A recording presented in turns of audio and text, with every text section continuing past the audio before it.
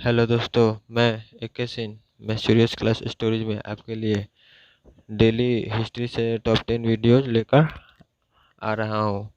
आज आप पढ़ेंगे प्राचीन भारत का इतिहास में पाषाण काल के बारे में। सबसे पहले मैं आपसे ये कहना चाहता हूँ कि आपने इस चैनल को अभी तक सब्सक्राइब नहीं किया है तो जल्द से जल्द चैनल को सब्सक्राइब करें। आइए अब पाषाण काल के बारे में टॉप 10 प्रश्न को उसके बारे में हम जानते हैं।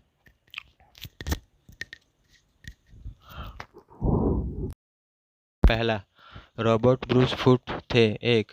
इसका आंसर होगा आपका भूगर्भ वैज्ञानिक और पुरातात्विक दोनों। इंसा इंसाइक्लोपीडिया ब्रिटानिका के अनुसार रॉबर्ट ब्रूस फुट ब्रिटिश भूगर्भ वैज्ञानिक और पुरातात्विक थे।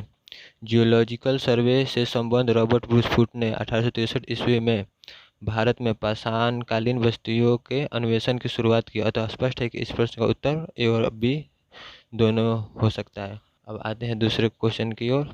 दूसरा क्वेश्चन, कोपेनहेग संग्रहालय की सामग्री से पाषाण काल और लौह युग का त्रियुगीय विभाजन किया था। इसका आंसर होगा थॉमसन ने। डेनमार्क के कोपेनहेग संग्रहालय की संग्रहालय के आधार पर पाषाण काल और लौह युग का त्रियुगीय विभाजन 1820 ईस्वी में पुरातात्विक क्रिश्चियन जर्गेनसन थॉमसन ने किया था। अब आते हैं तीसरे क्वेश्चन की ओर। उत्खनित प्रमाणों के अनुसार पशुपालन का प्रारंभ हुआ था। इसका आंसर होगा आपका मध्य पाषाण काल। मध्य पाषाण काल के अंतिम चरण में पशुपालन के साक्ष्य प्राप्त होने लगते हैं। ऐसे पशुपालन के साक्ष्य भारत में आदमगढ़ तथा बागोर से मिले हैं।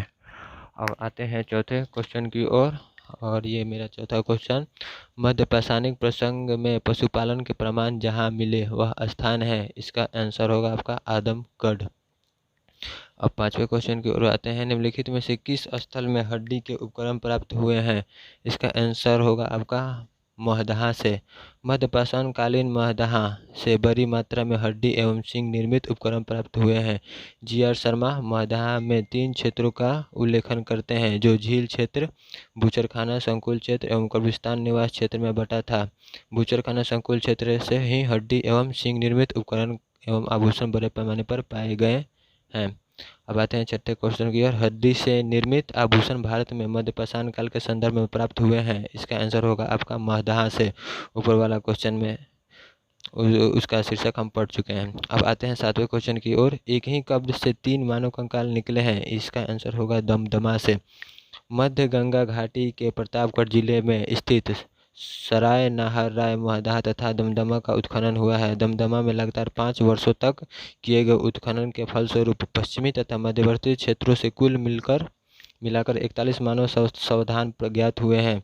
इन सावधानों में से 5 सावधान युग्म सावधान है और एक सावधान में 3 मानव कंकाल एक साथ दफनाए हुए मिले हैं। शेष सावधानों में 1 कंकाल मिले हैं। खादानों की अब आते हैं 8वें क्वेश्चन की ओर। खादानों की कृषि सर्वप्रथम प्रारंभ हुई थी। इसका आंसर होगा आपका नवपाषाण काल में। ये बहुत ही VVI क्वेश्चन है, एक बार और पढ़ लेते हैं। खादानों की कृषि सर्वप्रथम प्रारंभ हुई थी, तो इसका आंसर होगा आपका नवपाषाण काल में। खादानों का उत्पादन सर्वप्रथम नवपाषाण काल में हुआ। यह वही समय है जब मनुष्य कृषि क्रम से परिचित हुआ। आते हैं 9वें क्वेश्चन। भारत में मानव का सर्वप्रथम साक्ष्य कहाँ मिलता है। इसका आंसर होगा आपका नर्मदा घाटी। भारत में मानव का सर्वप्रथम साक्ष्य मध्य प्रदेश के पश्चिमी नर्मदा क्षेत्र में मिला है। इसकी खोज वर्ष 1982 में की गई थी। अब आते हैं 10वें और आखिरी क्वेश्चन की ओर। मानव द्वारा सर्वप्रथम प्रयुक्त अनाज था, तो इसका आंसर होगा जौ। ये बहुत ही VVI क्वेश्चन है, एक बार और मैं पढ़ लेता हूँ। मानव द्वारा सर्वप्रथम प्रयुक्त अनाज था, तो इसका आंसर होगा जौ। आइए इसके बारे में पढ़ते हैं। आधुनिक मानव समाज द्वारा मुख्य रूप से 8 खाद्य अनाजों का उपभोग किया गया है। जौ, गेहूँ, चावल, मक्का, बाजरा, सोरगम, राई और जई। अनाजों के पौधों विभिन्न क्षेत्रों में जंगली घास के रूप में विद्यमान थे जिन्हें बीजों के रूप में मानव ने उगाया, अलग अलग क्षेत्रों में अलग अलग समय पर। वैश्विक दृष्टि से देखा जाए तो सर्वप्रथम जौ 8000 ईस्वी पूर्व में निकट पूर्व भूमध्य सागर एवं ईरान में मध्य स्थित पश्चिमी एशिया देश में मानव द्वारा उगाया गया। बाद में लगभग इन्हीं क्षेत्रों में 8000 ईस्वी पूर्व के आसपास ही गेहूँ मानव द्वारा उगाया जाने लगा। और इस अगले वीडियो के लिए चैनल को सब्सक्राइब करें और डेली 10 वीडियोज आप देख सकते हैं मैस्टूरियस क्लास स्टोरेज पर। थैंक यू दोस्तों।